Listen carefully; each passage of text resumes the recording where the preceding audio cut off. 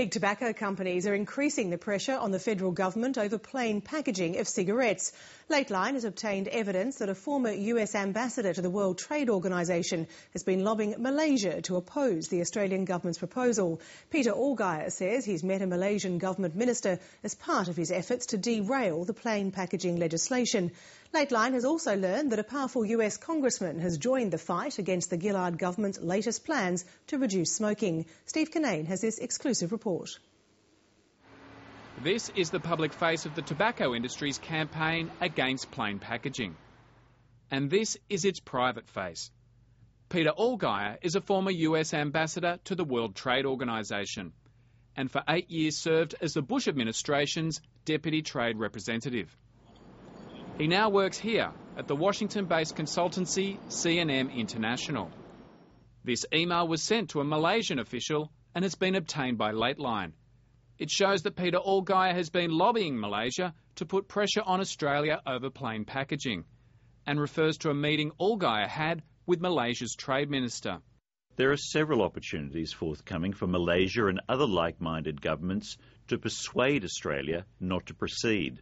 One option is to raise concerns in response to Australia's notification to the WTO TBT Committee, which meets on June 15-16. A second option is to address this issue at the next WTO TRIPS Council meeting on June 7-8. A third option is to respond to Australia's request for comment on its draft legislation, which is open for comment until June 6. It's infuriating. It's infuriating that the multinational tobacco companies are trying to use their global political muscle to intimidate countries from protecting their citizens. Matthew Myers has been an anti-smoking campaigner for 30 years, working with Republicans and Democrats in Washington to reduce tobacco use. Peter Allgeier has a long history of working in ways to intimidate other countries to back down from tobacco control measures. He led the Office of the United States Trade Representative's negotiations with Taiwan and Korea in the 1980s, including efforts to get those countries to back down on important marketing restrictions to kids. So this is nothing new. In the firm he works for, actually solicited the business of British American Tobacco when the Framework Convention on Tobacco Control was being negotiated, to try to get them to retain them, to defeat tobacco control measures by using trade tactics. Peter Allgeier turned down Lateline's request for an interview.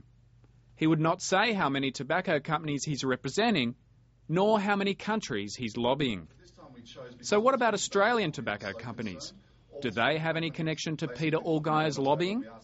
I've been told that corporate relations firms are lobbying countries like Malaysia to persuade Australia not to promote plain packaging. Are you involved in that in any way? We're talking to loads of stakeholders right across the network, and I'm sure it'll include the World Trade Organization, because the Australian government has to also abide by its treaties on its global nature. So you're paying corporate relations firms to lobby countries that may put pressure on Australia to change plain packaging? I think we're actually approaching them personally from BAT to talk to relevant organisations and stakeholders, everybody including the retail organisations. And the campaign against plain packaging also includes senior US congressmen.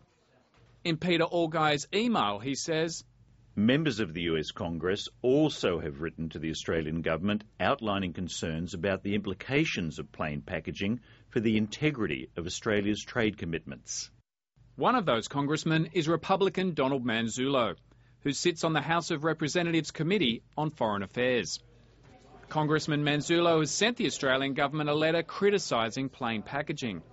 In it, he says, not only does it violate Australia's global trade obligations and undermine trademark protection, but it also has the negative effect of emboldening governments less committed to intellectual property right protection to dismiss global trade rules.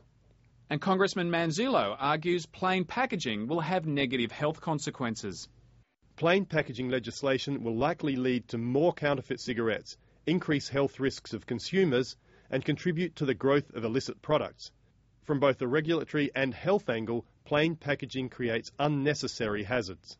This is about using the global economic power of a tobacco industry that always puts profit over health in an effort to intimidate the Australian government. I hope they won't fall for it.